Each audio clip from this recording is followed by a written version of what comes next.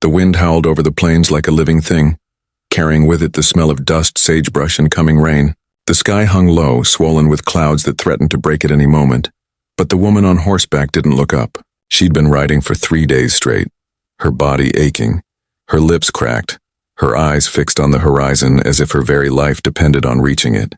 Her name was Clara May, though she hadn't heard it spoken kindly in a long time. She rode with the kind of silence that only came from heartbreak, the kind that hollowed out a person from the inside, leaving them made of little more than grit and the stubborn will to keep breathing. When she finally saw the ranch, it looked like a dream, or a mirage. A long stretch of weathered fences, a big barn painted red once but now faded to the color of rust, and a house with a porch wide enough to catch the evening light. She pulled the reins, her horse slowing to a tired stop.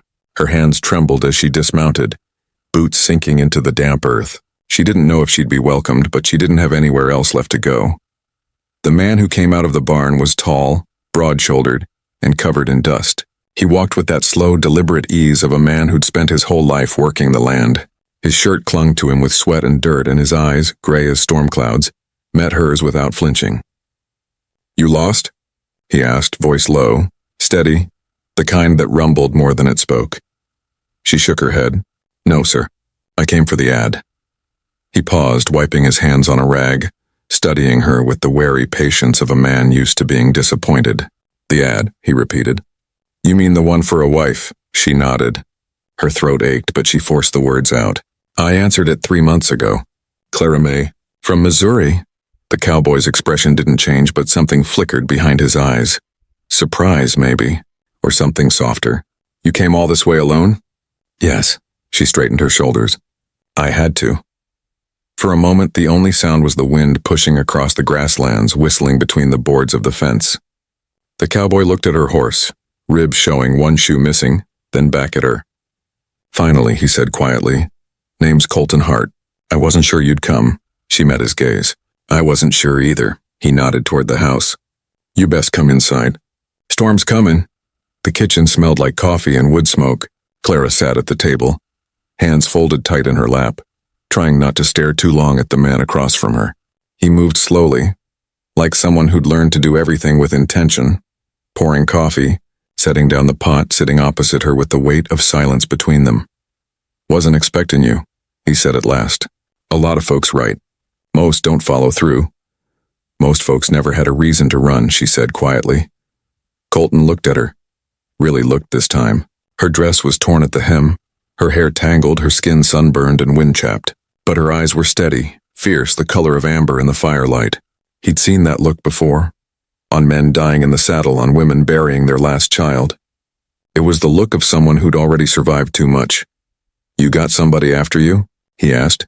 She didn't answer right away. She stared into her cup, the steam curling between them. "No, not anymore." He didn't press, and she was grateful for it. The West wasn't a place for questions. Everyone came there trying to leave something behind. That night, Clara sat on the edge of the small bed he'd given her, a room upstairs with a single window facing the open plains. The storm had broken and rain beat softly against the glass. She stared out at the lightning flashes over the hills and wondered if she'd made the right choice.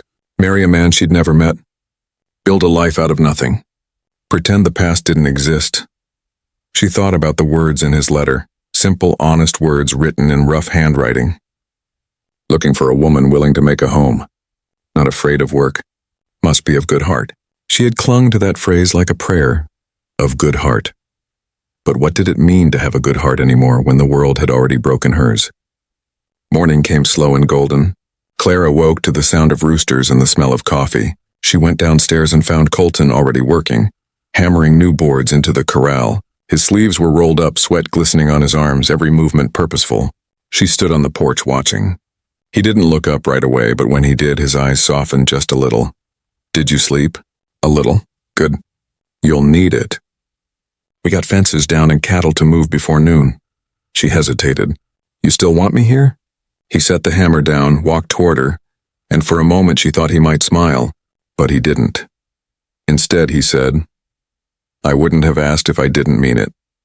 And just like that, something inside her, something brittle and buried, and began to stir. That afternoon they worked side by side, Clara helped mend fences, learning how to tie the wire, how to drive the posts deep enough that they wouldn't give. The sun burned hot and her hands blistered, but she didn't complain. When she fell once, tripping over a coil of wire, Colton was there in an instant, reaching down. "You all right?" She nodded, brushing dirt from her skirt. "I'm not like other women, Mr. Hart." He looked at her, his hand still half extended, his voice low and rough when he answered. "That's why I want you." The words hung between them like lightning before a storm, bright, dangerous, unforgettable. And though neither of them said another word about it that day, something had changed.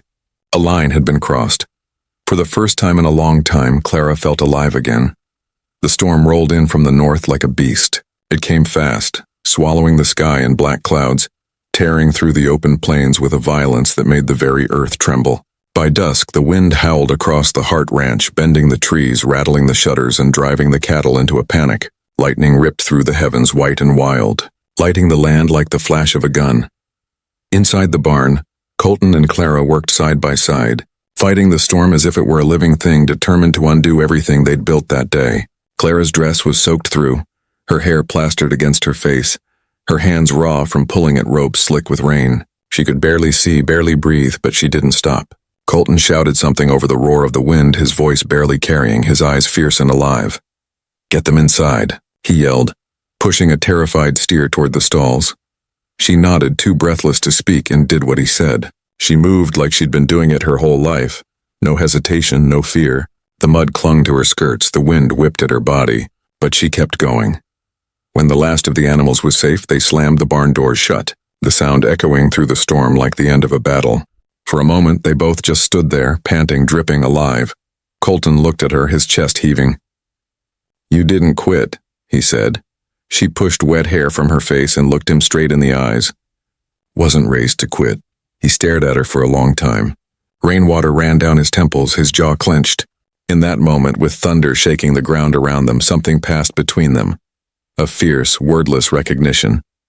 The kind of understanding that comes not from talk, but from shared struggle. He took a step closer. "You remind me of this land," he said quietly. "Hard, unforgiving, but beautiful." Clara's throat tightened. No man had ever spoken to her like that before. Not with flattery, not with ownership, but with respect.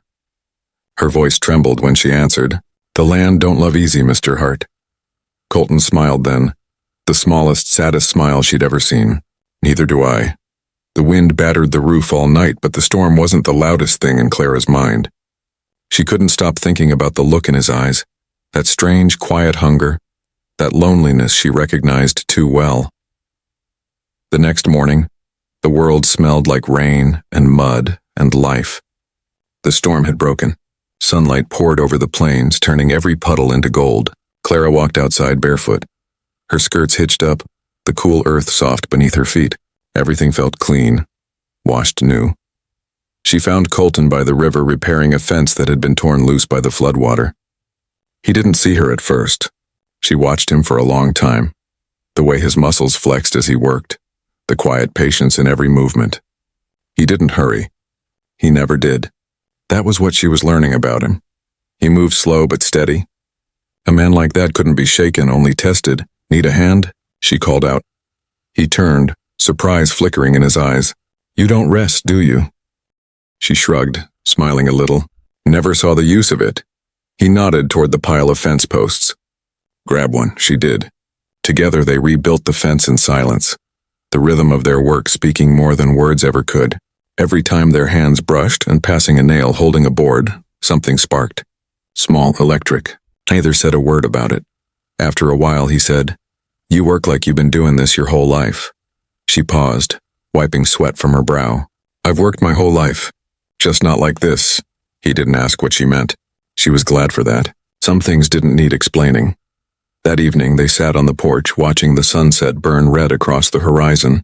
Clara had made supper, beans, biscuits, and coffee. And for the first time the house felt less like his and more like theirs. The silence between them wasn't heavy anymore. It was easy. Colton leaned back in his chair, hat low over his eyes. "You think the storm's done?" he asked. She looked at the sky streaked with fire. "For now," he chuckled. "Always for now with you." She smiled faintly. "You learn that living out here long enough. He looked at her then, really looked. His eyes softened. You talk like someone who's been hurt. She froze. The warmth drained from her face. She didn't answer. Colton waited a long moment before saying softly, You don't owe me your story, Clara May. Not unless you want to tell it. She looked down at her hands. The same hands that had once been delicate, manicured, and now bore calluses like his. I was married, she said finally. Once he was a preacher's son. Everyone said I was lucky. She laughed then. A brittle, broken sound. Lucky. Colton didn't move. Didn't speak. He used to read me scripture, she went on, her voice low. Told me a woman's place was to obey. That the Lord made her to serve her husband. And when I didn't, he made me pay for it. The wind stirred. The boards creaked beneath their feet.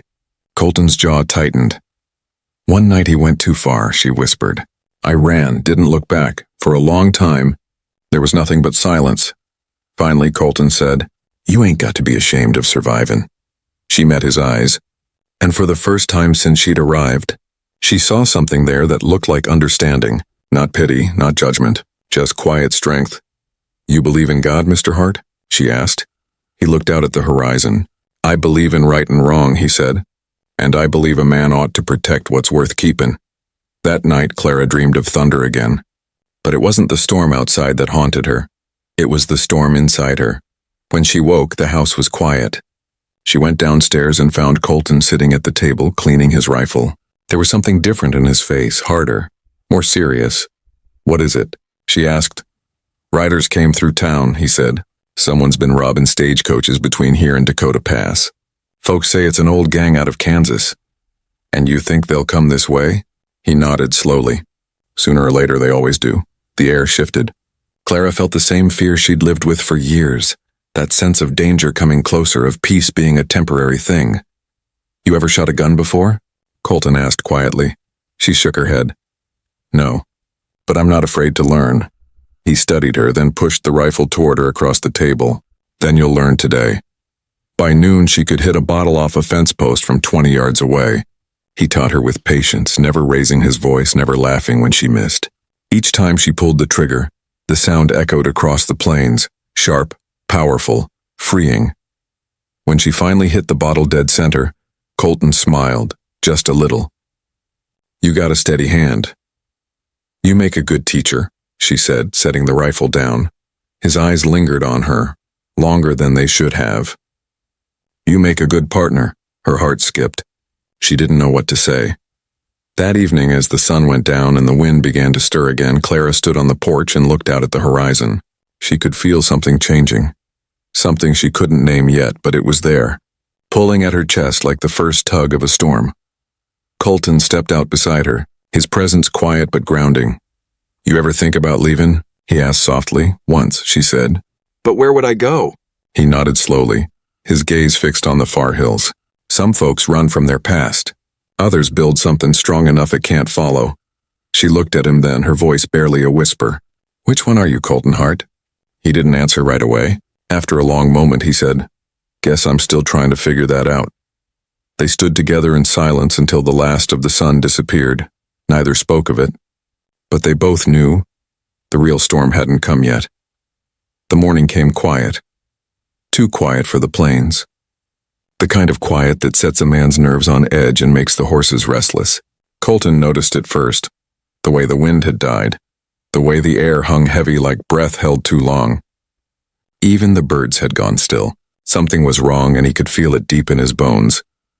He stood by the corral fence, his hat pulled low, eyes scanning the horizon. The light was strange that morning. A washed-out gold that made everything look half alive. He could smell rain again. But it wasn't storm weather this time. It was dust, smoke, and something else, something darker. Inside the house, Clara was sweeping the kitchen floor. She hummed softly. The tune one she remembered from childhood before her life had turned hard and quiet. She'd been at the ranch long enough to fall into its rhythm. Dawn to dusk. Work and rest. Silence and the soft comfort of shared meals. For the first time in years, she felt safe. Maybe even happy. But when she saw Colton through the window standing still as a fence post with that look in his eyes, her heart skipped. She put the broom aside and stepped out onto the porch. What is it? She asked. He didn't turn to her. His voice was low, almost a growl. Riders. She followed his gaze. In the distance, 3 black specks were moving across the land, growing larger with each heartbeat. They rode hard, kicking up dust, cutting across the open range like men who didn't care who saw them. Colton's jaw tightened. They're coming fast. You think it's the gang? He nodded. Could be. Or worse. Clara felt a shiver crawl up her spine. She'd run from danger before, from men who wore the face of good and the heart of evil. But this was different. This was Colton's world, the wild, lawless West where justice was written in bullets and a man's word meant everything. Go inside, he said. Lock the door. What about you?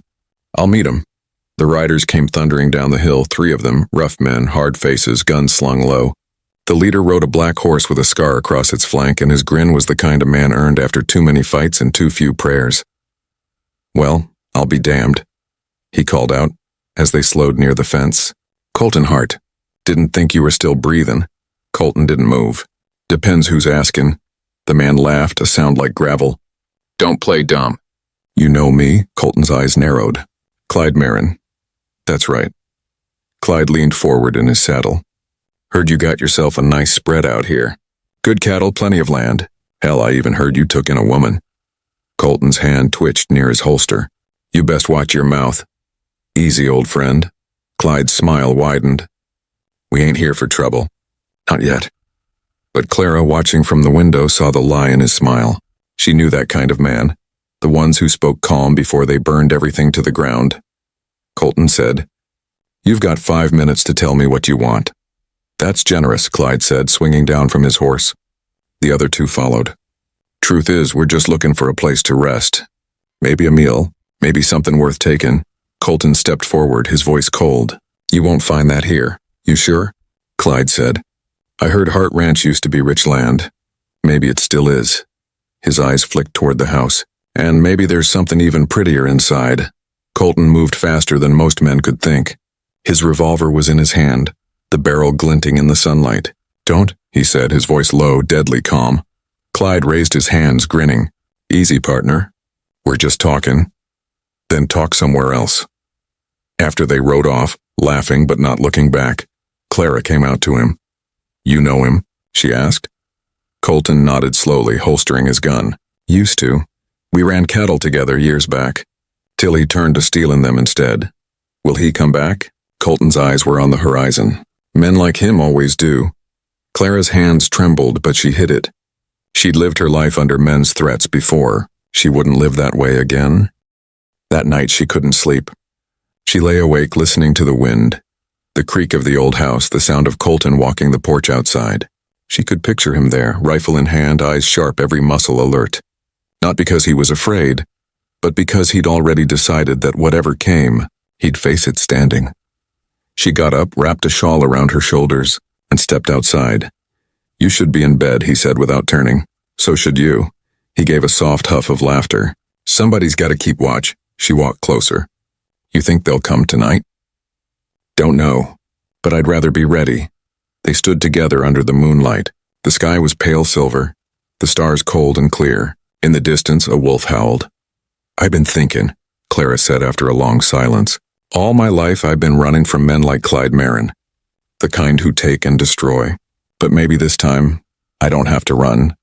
Colton looked at her, his voice barely above a whisper. You ain't running no more, Clara May. Not while I'm here.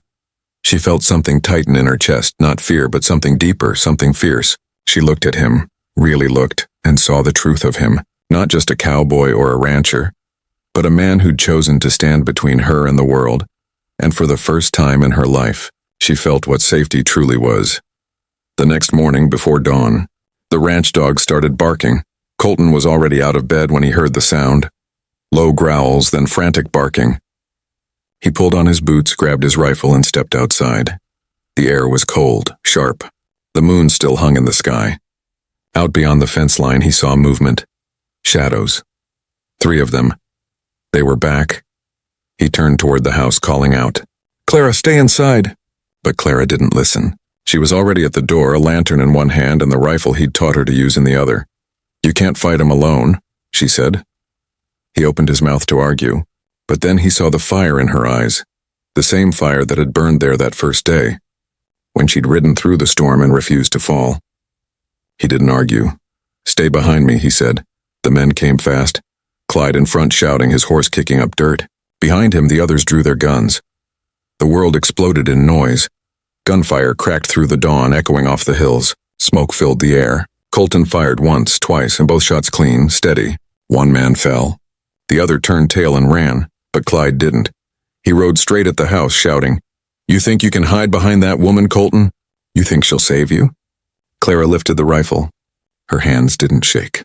She aimed the way Colton had taught her. The shot rang out, sharp and final. Clyde's horse reared. He fell hard into the dust, and just like that, it was over. The air was still again. The dog stopped barking. Colton stood in the yard, breathing hard, his heart pounding. Clara was at his side, the rifle still in her hands. He looked at her, the morning light catching her hair, her face pale but calm. "You did good," he said softly. She swallowed hard.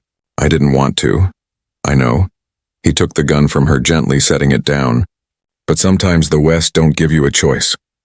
Her eyes filled with tears, but she didn't cry. Instead, she whispered, "I just wanted to live." Colton reached for her hand, rough against soft. "You are living, Clara May. Right here, right now. With me." She looked up at him, her breath trembling. "And if the world comes again?" He squeezed her hand. "Then we'll face it. Together." And as the sun rose over the plain, spilling light across the battered land, Clara felt something she hadn't in years. Peace. Not the kind that came from safety, but the kind that came from strength. Because for the first time, she wasn't the woman who ran. She was the woman who stood. The land was quiet again, too quiet. After the gunfight, the silence that fell over Hart Ranch felt like a weight pressing on every living thing, on the house, the earth, and the two souls who stood among the ashes of what they'd just survived. The morning sun rose slow and heavy over the hills, its light cutting through the haze of gun smoke still hanging in the air. The wind had stopped moving, as if even it was holding its breath. Colton stood by the corral fence, staring out at the endless prairie, his hat in his hands. The ground where Clyde Marin had fallen was already dry, the dust covering every trace of blood. He'd buried him without ceremony. Out here, that was how it went. No words, no cross, no prayers. Just dirt and the sound of the shovel. Clara had watched from the porch, silent, the shawl wrapped tight around her shoulders. She hadn't cried, not for Clyde, not for the man she'd killed, not even for herself. Her eyes had stayed fixed on Colton, the way he moved, the way he carried that quiet sorrow like a man used to it. She could feel it in him, the grief that comes from being the one who lives. When he came back to the house, his hands were streaked with earth, his face unreadable. He took off his hat and set it down gently, as if afraid to make a sound. She stood by the doorway, unsure if she should speak, but silence between them had become a language of its own. "It's done," he said finally. She nodded. "Good." He looked at her for a long moment. "You holding up?" "I'm fine," she said, the words too quick, too clean. He tilted his head, studying her. "You ain't fine. Nobody's fine after taking a life." She swallowed hard. "He would have killed you," Colton's voice softened. "I know. That don't make it easier." Her eyes filled, but she turned away before he could see. "Men like him don't stop. I've seen it. I've lived it. And I swore I'd never be the one who died for it." "And you ain't," he said. "You fought back. That don't make you weak, Clara May. That makes you free." For the next few days, they worked in near silence. The ranch bore scars from the fight, broken fences, frightened horses, a shattered window in the kitchen. But little by little, they began to rebuild. Colton fixed the fences first. His hands moved with the rhythm of habit, steady and sure, but his face carried something deeper, a heaviness, like he was building more than just fences. Maybe he was trying to build a wall between what had happened and what was still to come. Clara cleaned the house from top to bottom. She swept away the dust, washed the blood-stained cloth from the porch, scrubbed the floor until her hands ached. There was comfort in it, in the motion, in the quiet control. Each sweep of the broom was like a small act of defiance against everything the world had taken from her. Sometimes when she passed the window, she'd glance out and see Colton. He'd be standing there with the sun behind him, tall and unmovable, the wind in his hair. And each time she saw him, she felt that same warmth in her chest, that strange, terrifying, beautiful thing that felt too much like love. One evening, the sky burned red again, that same wild red that looked like fire and blood all mixed together. Clara stood on the porch with her arms folded, watching the horizon. The air smelled like grass and rain, and the sound of the cattle carried far across the open land. Colton joined her after a while, his boots heavy on the boards. He leaned against the railing beside her, the two of them watching the sunset without a word. "Never seen a sky like that," she said finally. "Happens sometimes after a storm," he answered. "The air gets clean again. Clears everything out. Feels like the world's starting over." He nodded slowly. "Maybe it is." They stood there for a long time, neither of them moving. Then Colton said, his voice low, "You ever think about leaving Clara, now that it's safe?" She turned to him, surprised. "Why would I?" He shrugged, eyes still on the horizon. "You don't owe me nothing. You came here looking for a place to belong. Maybe you found it. Maybe not." She was quiet for a moment. "When I left Missouri, I thought all I wanted was a roof over my head. A place where no man could tell me what to be. But this?" She looked around. At the barn, the hills, the home they'd built with their hands. "This is more than that." Colton turned to her then. "What is it?" She met his eyes. "It's peace. And I ain't had that in a long time." Something flickered in his face, and something raw and unguarded. He looked away, but not before she saw it. "You give me too much credit," he said softly. "Peace don't come from me." "Maybe not," she said, stepping closer. "But it don't come without you either." Their eyes held for a long moment, and for the first time neither looked away. The air between them felt alive, charged, not with fear, not with pain, but with something far older, something that belonged to the land itself. That night it rained again, gentle this time, steady. The sound of it on the roof filled the house like music. Clara sat by the fire, sewing a tear in one of Colton's shirts, her hands moving slowly, carefully. The lamp cast a golden glow across her face. Colton sat across the room, boots off, staring into the flames. After a while, he said quietly, "I used to think this place was cursed. Every man I knew who tried to tame this land either lost it or died trying. And you?" He gave a small, tired smile. "Guess I ain't decided yet." She set the sewing down and looked at him. "You ever think maybe it ain't about taming it?" He raised a brow. "What's it about then?" "Learning to live with it. Letting it change you instead of fighting it." He stared at her for a long moment, then nodded slowly. "You sound like my mother." Was she wise? "Stubborn," he said, a soft chuckle escaping him. "But yeah, wise too." They shared a small smile, and in that smile something unspoken passed between them. It wasn't the fiery kind of love that burned fast and bright. It was quieter, steadier, the kind that took root deep down like the prairie grass that never died. No matter how harsh the winter, later that night, after Colton had gone to bed, Clara walked outside. The rain had stopped. The moon hung low and silver over the hills. She stood there barefoot in the wet grass, the air cool against her skin. She closed her eyes and breathed. For the first time in years, she wasn't afraid. She wasn't running. She wasn't surviving, she was living. Behind her, she heard the door creak open. Couldn't sleep either. Colton's voice came soft, rough with sleep. She turned, smiling faintly. "No, too quiet." He stepped down beside her, standing close enough that their shoulders brushed. "The world feels different now," she whispered. "It is," he said. "You made it different." She looked at him, the moonlight soft on his face. "You think a woman like me can start over?" He met her eyes, my steady, certain. "You already have." And when he said it, she believed him. The days grew longer and the land began to change.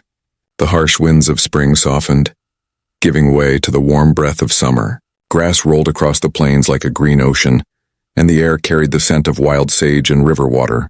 The Hart Ranch came alive again. Calves in the pasture, horses restless with the heat, the sound of hammering and laughter echoing across the hills. Clara moved through it all like she'd always belonged there. She rose before dawn, cooked breakfast, tended the garden, and rode the fence lines beside Colton when he let her. She had learned to ride bareback, to mend leather, to shoot straight, to work hard without complaint. But more than that, she had learned how to breathe again. Sometimes, when the light hit her hair just right, Colton had to look away. There was something about her strength that unsettled him, not because it frightened him, but because it made him feel something he'd long forgotten how to feel: hope. He'd seen plenty of women in his life, soft-spoken wives in town, Saloon girls with painted lips and broken dreams. But Clara wasn't like them. She didn't flirt, didn't fawn, didn't ask for anything. She worked beside him as if she were his equal, though he knew she'd never been treated as one before. She met every sunrise with the quiet courage of someone who'd been through hell and chosen to live anyway. And that was what he loved about her, though he hadn't yet dared to call it love. One evening, after a long day in the fields, they sat together on the porch. The sky stretched out in endless gold, fading to rose and purple as the sun sank behind the hills. The land looked peaceful again, but inside them both something stirred. Colton leaned back in his chair, sipping coffee gone cold. "You ever think about what brought you here?" he asked softly. Clara's eyes stayed on the horizon. "Every day," she said, "but not the way I used to. I used to think about it with hate. Now I think about it like it was the only way I could find where I was meant to be." "You mean here?" She nodded. "Here. With this land. With you." Colton's heart caught on that last word.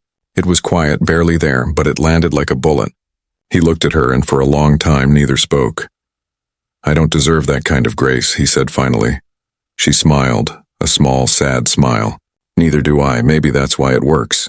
Their closeness deepened like the slow growth of roots beneath the earth. Some mornings he'd catch her humming while she worked, the same old song she'd hummed that first day, and he'd stop what he was doing just to listen. Other times she'd bring him lunch in the field, sitting beside him in the tall grass, sharing biscuits and coffee in companionable silence. The more they lived, the more they healed. Two broken souls building something steady, something strong. But peace never lasted long on the frontier. It started with a letter. One morning, a rider came from town, a young boy with freckles and a nervous smile. "A letter for Mr. Hart," he said, handing over the folded paper. Colton thanked him, gave him a coin, and stood there staring at the letter for a long while before opening it. Clara was by the well filling buckets. She watched him from the corner of her eye, noticing how his face changed, the way his jaw tightened, the way his eyes darkened as he read. "Bad news?" she asked when he didn't move. He folded the letter carefully, tucking it into his pocket. "Just business," but his voice was wrong, clipped, cold. That night he didn't come in for supper. He stayed out by the barn, sitting on a hay bale with the letter in his hands. Clara stood in the doorway, watching him from the shadows. She could see the weight in his shoulders, the kind that came from old pain stirring again. Finally, she walked to him. "You gonna tell me what it says?" He looked up at her, his eyes softer now, tired. "You ever hear of a man named Henry Bell?" She shook her head. "He was a lawman once," Colton said. "We worked together. Years ago, back when I wore a badge." "You were a sheriff?" "For a time," he said. "Before the town turned mean. Before I got tired of burying good men." She knelt beside him, resting a hand on his arm. "What does he want?" Colton sighed. "He says there's trouble brewing east of here. Says the Marin gang had brothers, and they're looking for the man who put one of them in the ground. He means you." "He means us," he said quietly. The following days felt heavier. Clara tried not to show her worry, but it clung to her like the dust in the wind. Every sound, a horse neighing, a door creaking, the crack of thunder, made her heart jump. Colton began sleeping lighter, always with his rifle close. He rode the fence lines twice a day, his eyes sharp, scanning the distance. But it wasn't fear that drove him, it was duty. The instinct to protect what was his and Clara. She understood that feeling too well. She'd lived her life watching her world fall apart. She couldn't lose this one. Not now. One evening she found him sitting by the fire again, staring into the flames. "You ever wonder?" she said softly.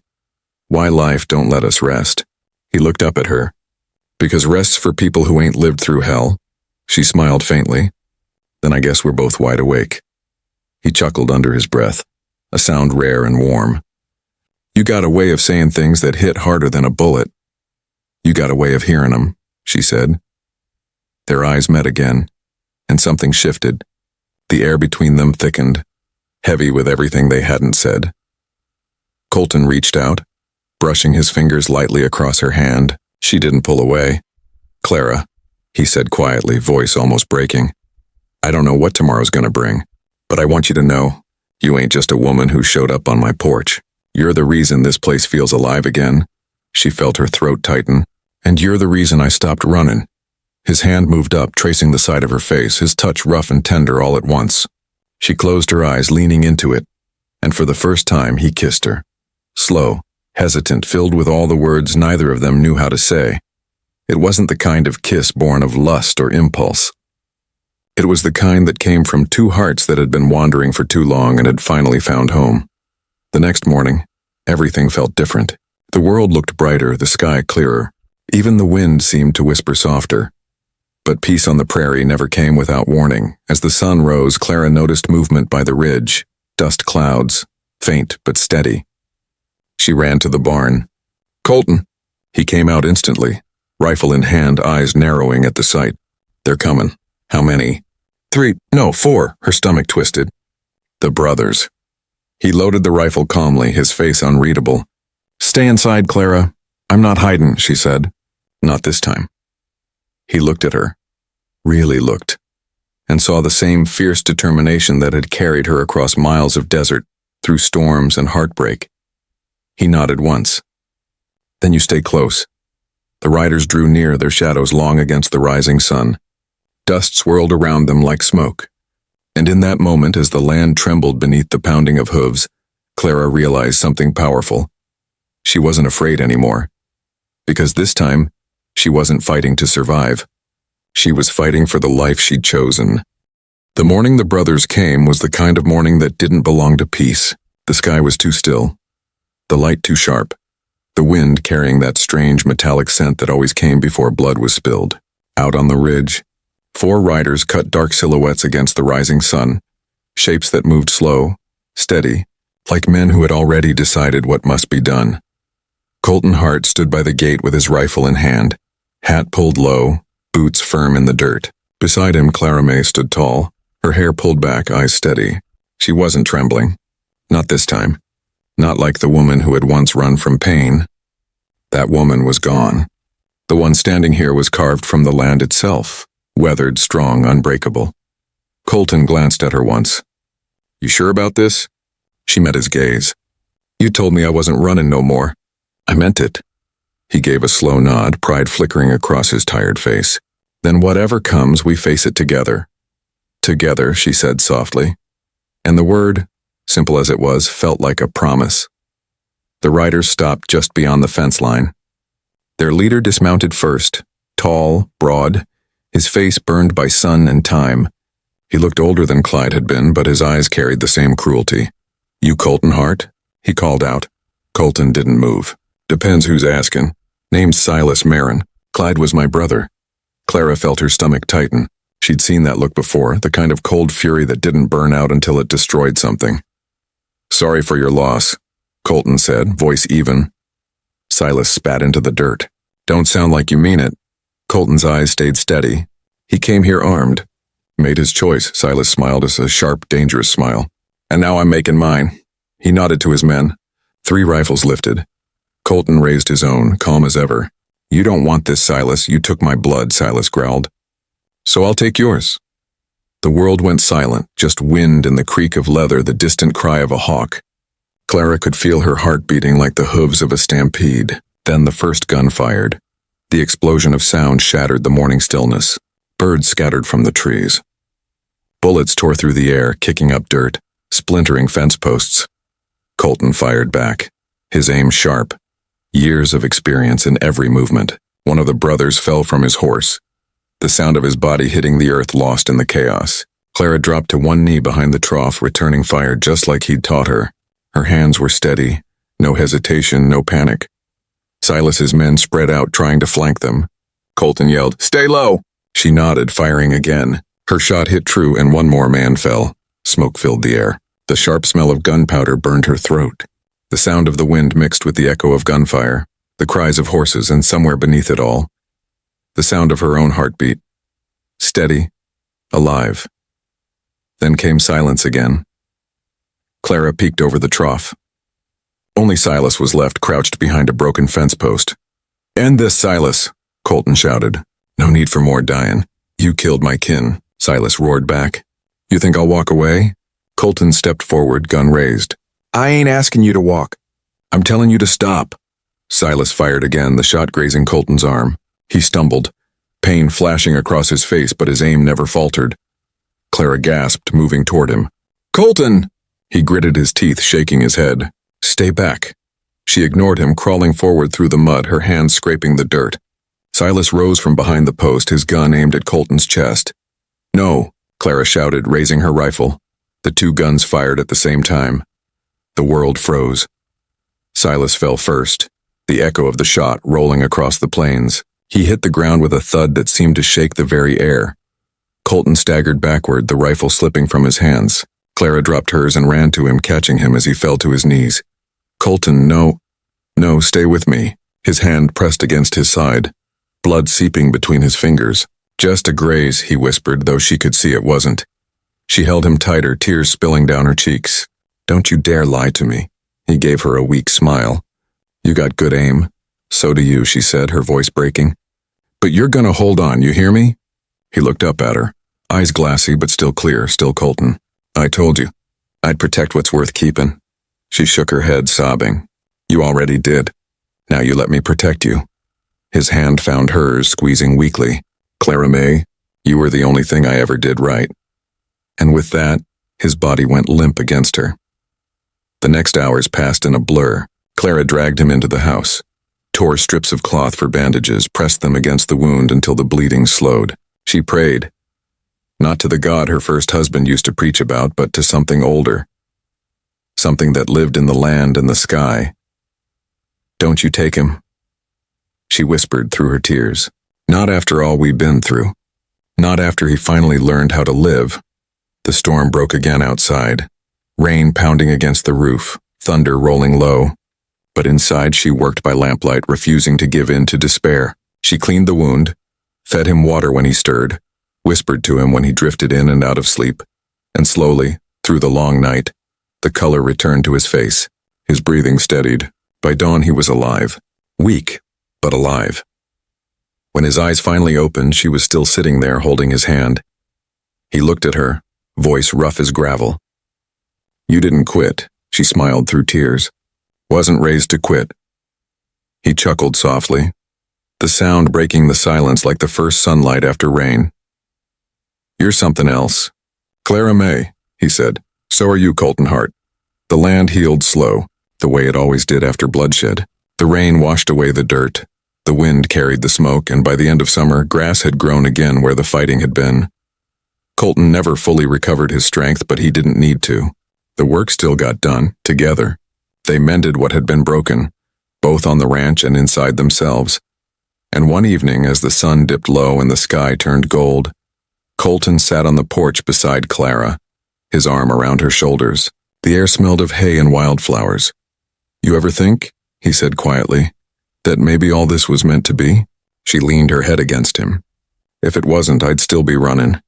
He smiled, eyes on the horizon. "Guess we both stopped running then." And for the first time in a long time, there was no fear in their hearts, no past chasing them, no storm on the horizon, only peace. Because love in the Old West wasn't about roses or promises. It was about two souls who refused to die before they'd learned how to live. And they had lived, hard, honest, together. Ending line. The wind carried their laughter across the plains that evening. Two voices lost to the land but never forgotten. And in that wide, wild silence of the West, love finally found its home.